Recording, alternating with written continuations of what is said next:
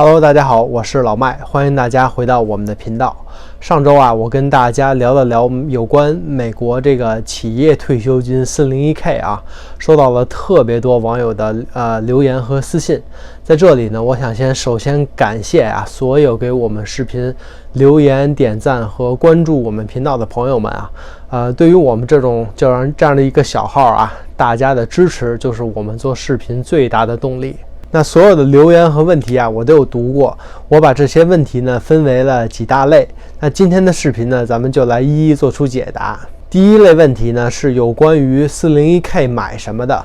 像这里啊，就有网友提问说，我的 401k bonds 的部分占40%，是不是占得太多了？有什么建议吗？这个问题啊，其实就是个人的风险承受能力啊。在这里呢，我给大家一个就是大概的考虑吧。如果你刚刚开始工作，年龄还比较小啊，那说明你的本金其实比较低，那风险承受能力呢就会比较高。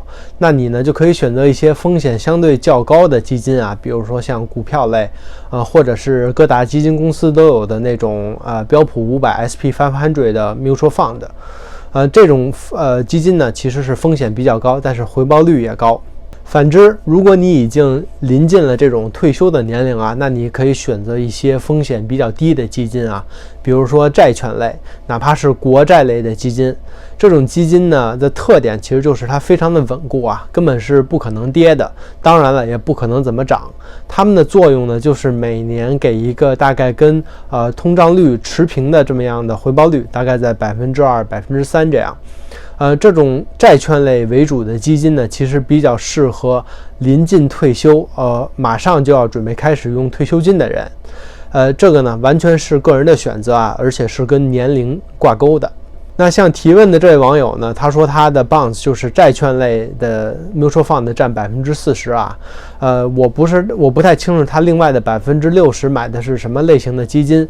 那如果是股票类，且咱们就假设这位网友的年龄还比较年轻，属于20到40的这个年龄段的话，那这种投资方式就属于偏保守了。在这里呢，其实我个人也不太做出什么太多的评价啊，因为这完全是个人的口味和选择。这就像有的人喜欢吃甜的，有的人喜欢吃咸的一样。那为了让大家更加直观一点呢，我在这里啊给大家展现一下我个人的 401k 账户其中的一个啊。那咱们直接开门见山，我这个账户呢是我之前雇主的账户啊，然后这个 Asset Management 公司呢是 BlackRock 黑石。我的 balance 呢，现在大家可以看到是4万多美金，然后呢，在过去的12个月的投资回报率啊，大概是16%。首先，咱们先看一下我这个 401k 的投资组合中啊都有什么，那就是这张饼图。首先呢，这里有10%的 UX Fixed Income 嘛，也就是固定收入。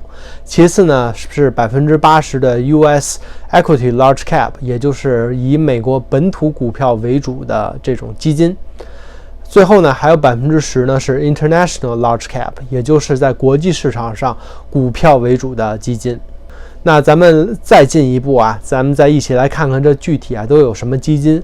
对于一开始的10%的 Fixed Income 固定收入呢，我买的就是黑石公司的 Bond Index Fund。那80%呢，我买的是 BlackRock SP500 Index Fund， 也就是黑石自己出的这种标普500的指数基金。另外呢，最后这10%呢是 BlackRock MSCI ACWI XUS 啊，这个名字稍微有点长啊，其实关键呢就在于这个 XUS， 也就是说刨去美国本土之外的这种股票类的基金。那如果这么看来啊，其实我这个投资组合90%呢都是风险较高的股票类的基金啊，10%呢是低风险低回报的债券类基金，可以说呢还是比较激进的啊。或者换句话说呢，就是风险比较高的基金投资组合。我为什么会选择这种投资组合呢？原因啊，就是因为我现在其实还用不上这笔钱。我从研究生毕业到现在工作6年的时间以来吧，这个离我59岁半退休其实还有很远的一段距离啊。这笔钱我现在也确实是用不上，所以基本上呢就是这么一直放着了。所以我才会选择就是这种风险比较高的投资组合。那假设如果我现在已经55岁了啊，过不了几年我就要开始动这笔钱了，那我一定不会选择就是风险这么高的投资组合，一定会更加的保守。在这里呢，我给大家画了一张简单的图啊，基本上呢就是说明了一下大概买什么样的基金是什么样的方向。那股票类的基金呢，就意味着风险高，回报高，适合刚刚工作开始不久的人，他们的目的呢就是快速的增值。那债券类的基金呢，就是风险低，那回报也相对比较低，适合快退休的人，它的目的呢只有一个啊，就是保值。那第二类问题呢，就是 401k 到底是怎么省税的？比如说啊，这里就有网友问，说没有工作是不是就不存在开设 401k 账户的问题呢？感觉 401k 账户的好处啊，就是在退休以后把 401k 的钱取出来，所以交的税比较少，对吗？那还有的网友在问呢，说我和我老公没有 401k， 但是我们前几年有买过一份保险，就是每个月定期存入几百美金，一直到60岁，请问这是不是跟 401k 一样的性质？那对于上面这两个问题呢，咱们就直接上图说话。在这里啊，我给大家画了一张 401k 的流程图啊，这张图非常的简化，我呢就是想突出一下 401k 在税收中的这个位置。首先呢，就是一个人的税前工资啊，叫做 gross income。那税前工资呢，会直接扣除 401k 这个部分。那 401k 的上限呢，以2021年起啊是19500美金，然后呢还会扣除一些七七八八的东西，比如说 standard deduction 啊什么的，最后才会变成你的可征税工资，也就是 taxable income。那根据你的 taxable income 呢，美国的联邦政府啊就要开始缴税了。那这里呢，大家可以看到做的都是减法，所以啊，一个人 401k 存的越多，那他的 taxable income 就会越低，那么他的税也会越低。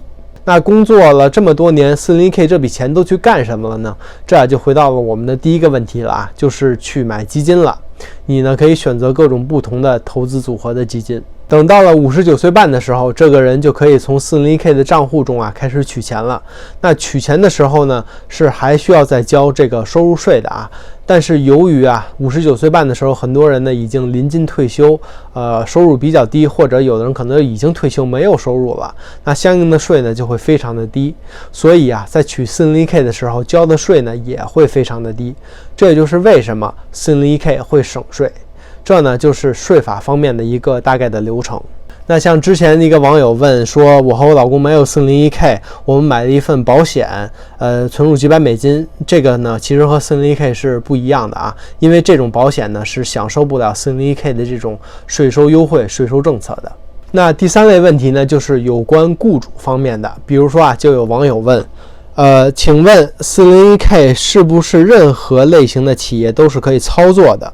这个操作的这个3个字啊，我其实没有特别明白它是什么意思啊。但是呢，我想重申的是 401k 是和雇主挂钩的。那如果你没有雇主，那也就没有 401k 了。同时啊，并不是说所有的雇主都会给员工提供 401k 计划啊，这并不是一个标配，而是一种额外的福利。一般呢，在大中型的公司是非常常见的。那如果自己的雇主不提供 401k 计划，那怎么办呢？还有啊，另外一种方法就是 IRA Individual Retirement Account 个人退休账户。这个呢，我会在下周的视频啊跟大家细说。那还有网友呢就问有关换雇主的问题啊，比如说就有网友问说，如果我换了新雇主，前雇主会不会收回他投入到我 401k 中的钱，因为我不再为前雇主工作了？那这个问题问得非常好啊，其实这也是我之前想说的。